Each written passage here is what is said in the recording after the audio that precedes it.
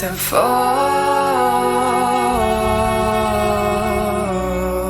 how it ends.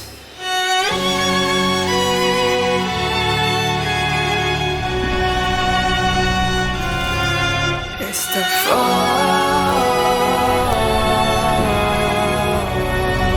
how it ends. Or it's the fall,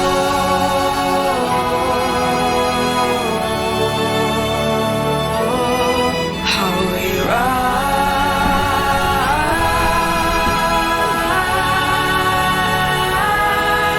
again. Ooh.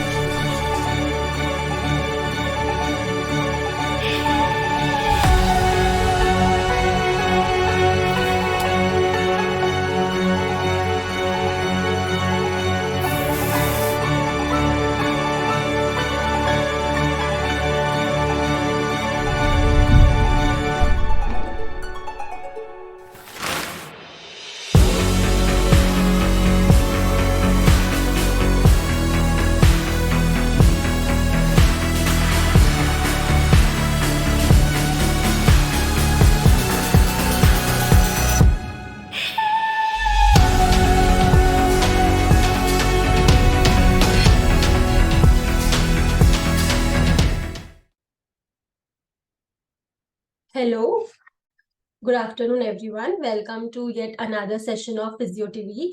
My name is Dr. Komal Singh. I am a musculoskeletal postgraduate student, final year at Sancheti Institute of Orthopaedics and Physical Rehabilitation, College of Physiotherapy. So today's topic is hip joint biomechanics. Now, moving forward and talking about the osteokinematics.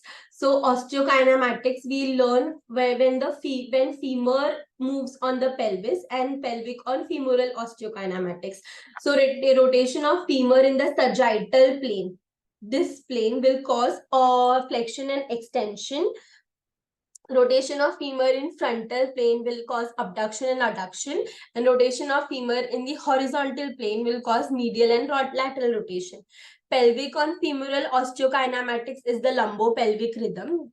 This is a very nice biomechanical thing that is happening in our body. We'll talk about it in the further slides. And then pelvic rotation in the sagittal plane, that is forward rotation and backward rotation. Then pelvic rotation in the frontal plane, that is the tilts, the anterior tilt and the posterior tilt, and the lateral tilt, which consists of pelvic hike and drop.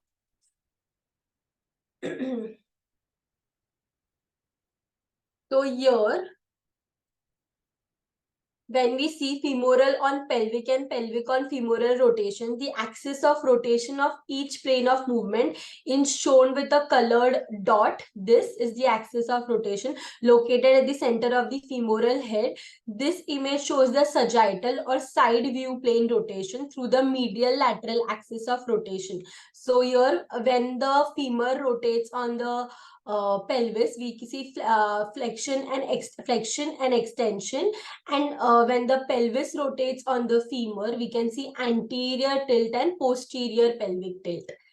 Then moving forward, this shows the front view or the frontal plane rotations, as we discussed earlier, around the antero-posterior axis of rotation. So when the femur rotates or moves on the pelvis, it does abduction and abduction, adduction and abduction. And when the pelvic rotates on the femur, it does forward and backward. It also rotates on the femur. Now, see the horizontal rotations around the longitudinal or vertical axis of rotation shows the internal and external rotational movements when there is rotation, pelvic on femoral movement and femoral and on pelvic movement. Moving forward, femoral on pelvic hip rotation in sagittal plane, you can see flexion and extension when the femur moves on the acetabulum or the pelvis. So flexion range with the knee flexed is 0 to 120 degrees. When the knee is flexed, the hip flexion ranges from 0 to 120 degrees. Whereas during extension, when the knee is extension, the hip flexion range decreases. It goes to 0 to 90 degree. Now, this is an amazing concept of passive insufficiency. So when the knee is extended, the flexion range reduces because of the passive tension or passive insufficiency in the hamstring muscles, because the hamstring muscle is what? A two joint muscle. It crosses the hip also and the knee also. So when you can see, this is my hip and this is my knee.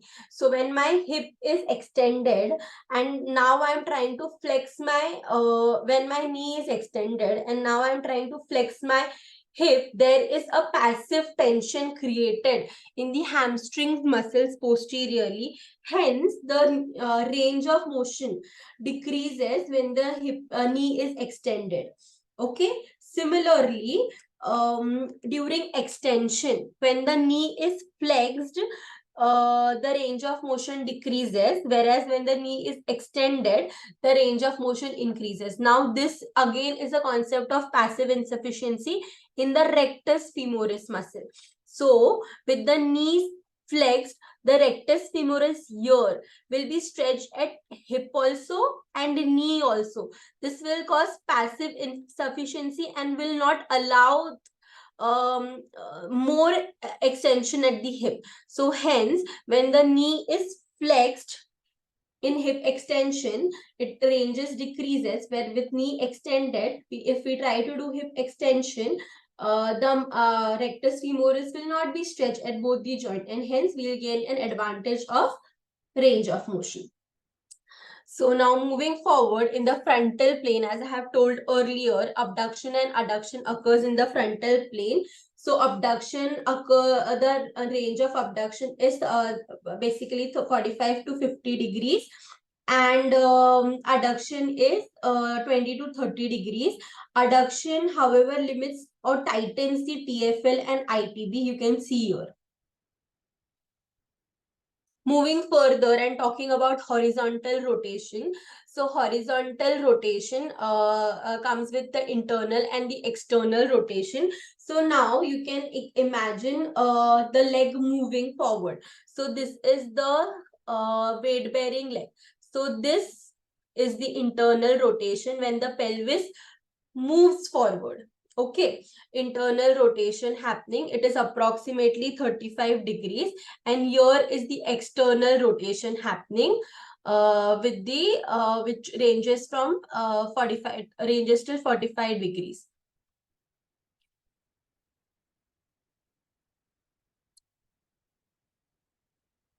Now moving on the pelvic on femoral hip rotation. So we talked about pelvic lumbo-pelvic rhythm.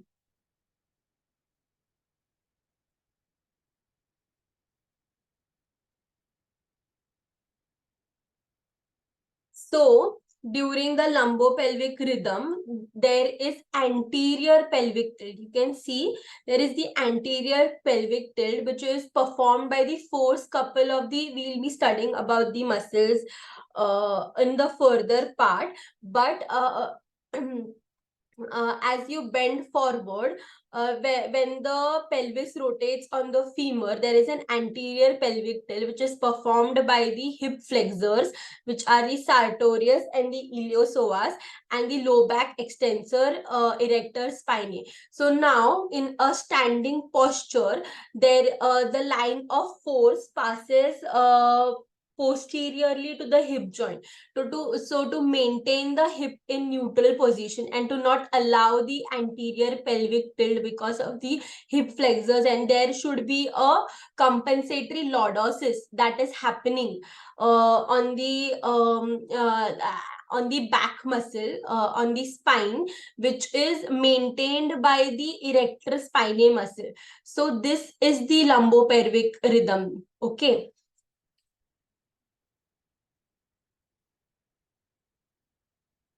Now pelvic on femoral hip rotation with supralumbar trunk stationary.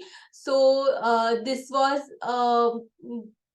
here there is no movement at the trunk, so the supralumbar trunk is stationary. So with anterior pelvic tilt there is flexion of the this. So now to main with the this is posterior pelvic tilt. Now abduction and adduction we have already seen, internal and external rotation. So this was all about the osteokinematics. Now talking about the arthrokinematics. So arthrokinematics of the hip joint is very similar to the shoulder joint. It basically follows the convex concave rule. So when the concave surface is stable and the convex surface is moving, sliding and rolling will happen in the opposite direction. But when the concave surface moves on the convex surface, it will happen in the same direction. Okay. So this is, for example, during hip flexion, when my femur, so it is an open kinematic chain, my femur is moving on the acetabulum, so roll and slide will happen in the opposite direction. Whereas during anterior pelvic tilt, when my pelvis rotates, when my pelvis moves over the femur, which is a concave surface moving over the convex surface, roll and slide will be happening in the same direction. However, the flexion and extension also accompanies a spin movement. So it is a combination of spin, roll, and slide, the arthrokinematics. Now moving forward to the kinetics part, this we will be discovering in the further lecture.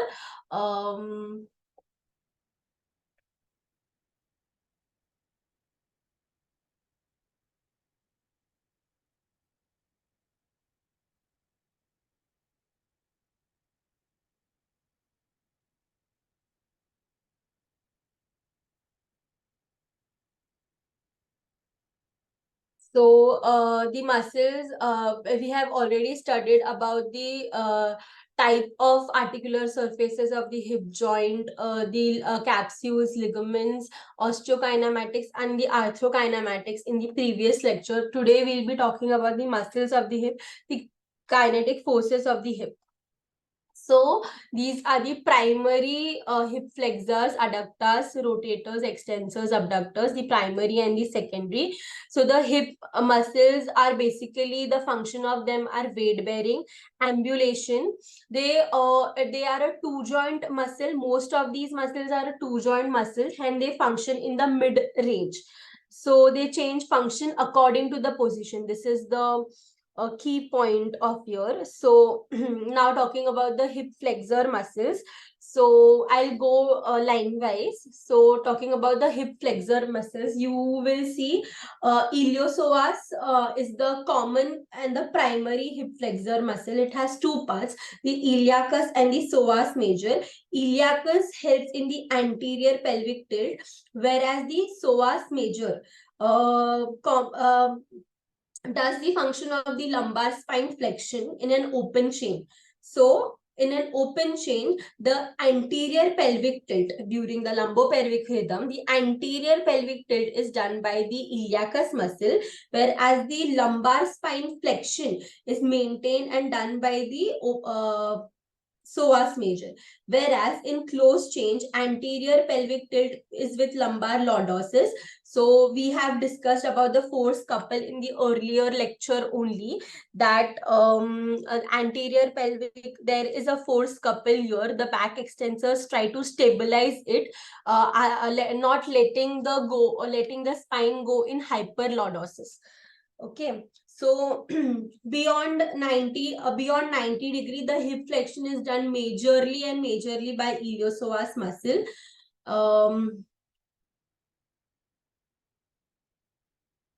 So the hip flexors rotate here in this talking about this diagram. The hip flexors rotate the pelvis around the medial lateral axis, and it is performed by the force couple between the iliopsoas and sartorius and the low back extensors, which are the erector spinae. So the anterior tilt is performed by these two muscles, the force couple of the hip flexors and the back extensors. With the anterior pelvic tilt, there is increase of the lumbar lordosis. Now, when the lumbar lordosis increases, this causes excessive compressive loads on the lumbar or the apophyseal joints. And this results to major anterior shear force at the lumbosacral junction. So, if there is excessive or chronic amount of lordosis occurring, this could cause stress over the local bony tissues.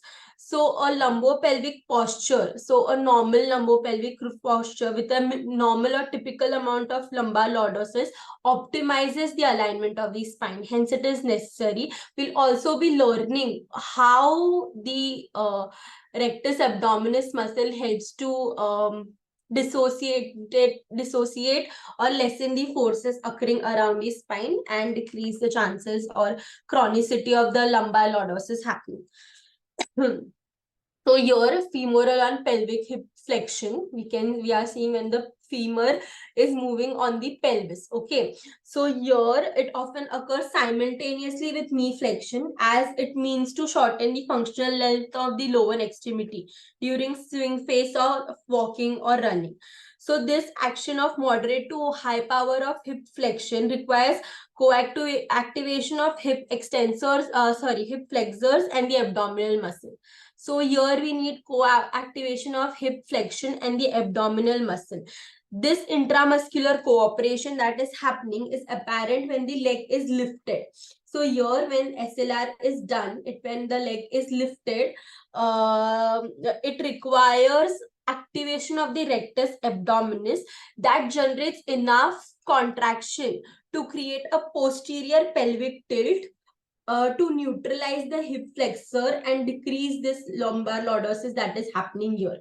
So if in situations where the abdominal muscles are weak, the straight leg raise will not allow posterior pelvis tilt because the rectus abdominis here is weak, and there could be hyperlordosis or excessive lordosis happening at the spine, causing again the same thing, compressive loads on the lumbar apophyseal joints and increase of the anterior shear force at the lumbosacral junction, and thus causing more bony injuries or soft tissue injuries. Hence, the strength of abdominal muscle is also important. Moving forward to adductors now.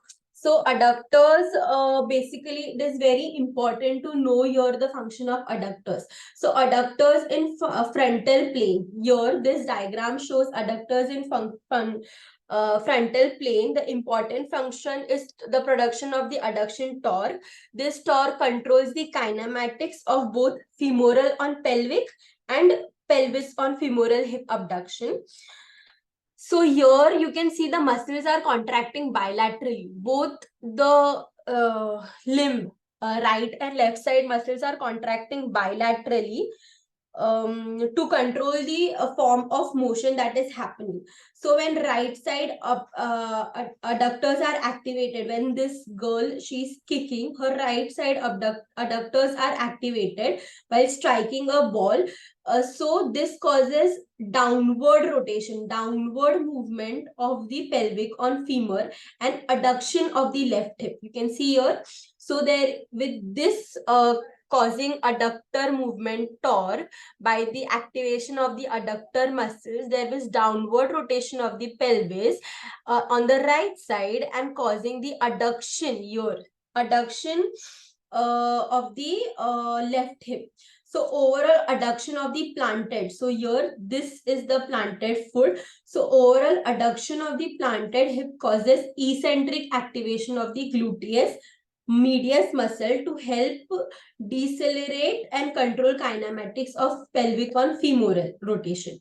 So here, the adductor muscles Your adduction is happening. So there is eccentric activation of the gluteus medius muscle here. The gluteus medius muscle is what? Abductor. So there is eccentric activation to help and decelerate and control the kinematics of pelvic on femoral rotation.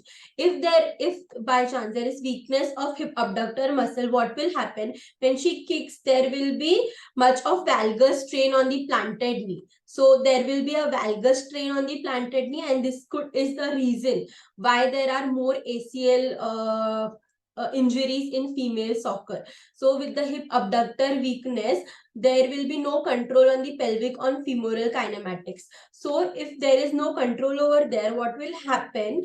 The varus stresses will be planted on the knee, and once varus stresses are planted on the knee, valgus, I'm really sorry, valgus stresses are pointed on the knee, the ACL injuries are very common.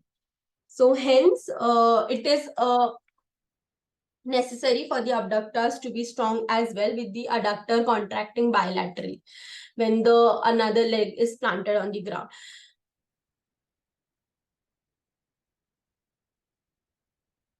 Now moving forward, I'll be talking about how adductors function as both flexors and abductors. So adductor longus here, I'll be representing it as a adductor muscle of fast sprint. So during 100 here, you can see there is amount almost 100 degrees of hip flexion. So the line of force, So the line of force of adductor longus is posterior to medial lateral joint axis. So this is the medial lateral joint axis. The line of force is posterior. Okay, the line of force is posterior. At this point, the adductor longus has an extension moment arm, and it generates an extension torque similar to the posterior head of the adductor magnus. Okay, so here the adductor longus is generating an extension moment arm. In similar condition, when the hip position is near an extension, the line of force of the adductor longus is now anterior, okay, to the medial lateral axis of rotation. So now the adductor longus acts similarly to that of rectus femoris and now has a flexion torque. Hence, this is a very beautiful mechanism of the adductor muscles. They have both bidirection torque during the high power or cycling. These bidirection torque are generally needed when we cycle much, or we are doing high running or high power activities.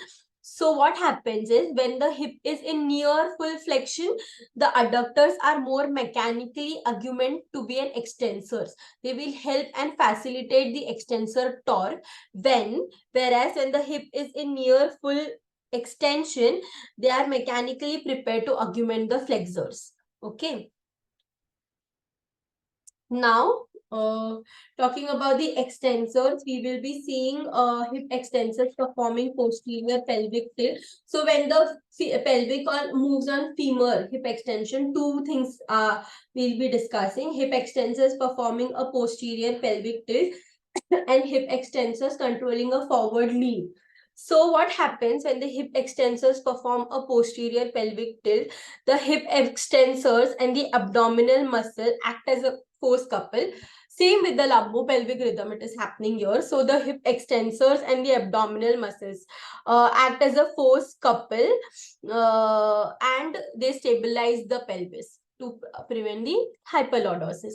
So what will happen? The hip extensors, which are the Gmax, which are the gluteus maximus and the hamstring muscles, will posteriorly tilt or will neutralize the spine with the rectus abdominis muscle to relatively lessen this pressure on the spine and prevent hyperlordosis. You can note here there is decrease in the lordosis as there is a beautiful force couple and muscle activation happening here. Okay, now hip extensors controlling forward lean. So the hip extensors, which are gluteus maximus and hamstrings. So what happens here in figure point A, there is slight forward lean. So when there is slight forward lean, the body weight is displaced anterior to the medial lateral axis. Okay, the body weight you can see is displaced anterior to the medial lateral axis. of rotation at the hip. Slightly flexed posture is restrained by minimal activation from gluteus maximus and hamstrings.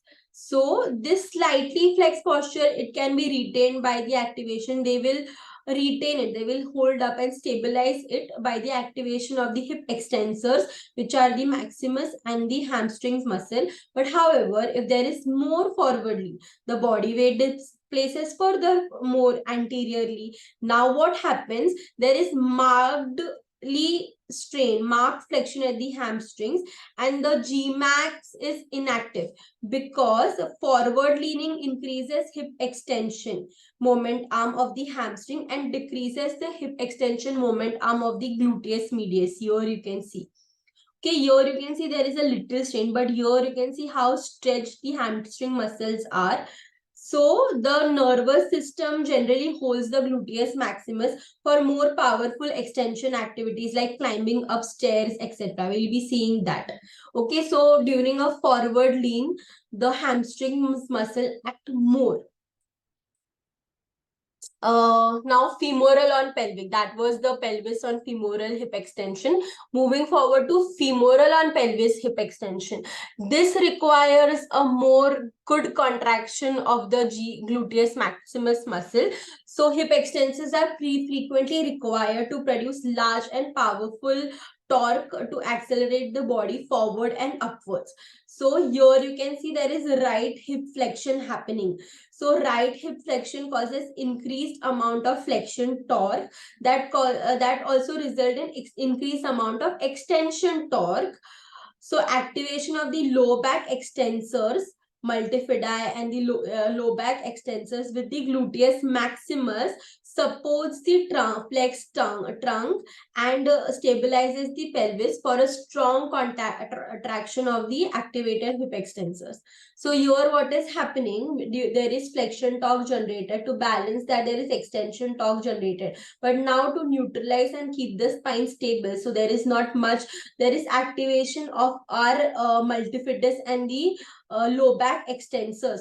So it supports the flexed spine and it stabilizes the pelvis and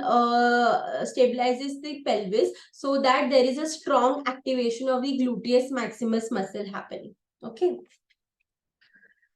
Now last part, hip abductors muscle. So hip abductor muscle mechanism, control of frontal plane stability of pelvis during walking. Now hip abductor muscles, you know, gluteus medius is the major hip abductor muscles. So during stance phase, hip abductors stabilize the pelvis over a relatively fixed femur.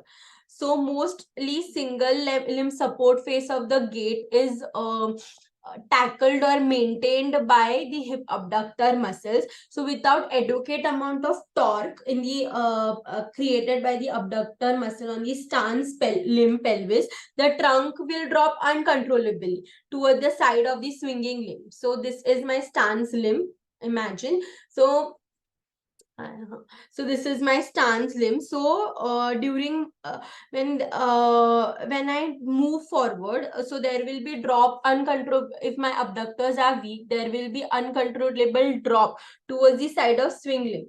So the frontal plane stability function of hip abductor muscle is the most important component of walking. Okay, now hip abductor mechanism role in the production of compression forces at the hip. So what happens is the hip joint has forces coming from the head, the arm, the trunk. So frontal plane stability of right hip during single support and mid stance, the force by the hip abductors and the body weight create opposing torques.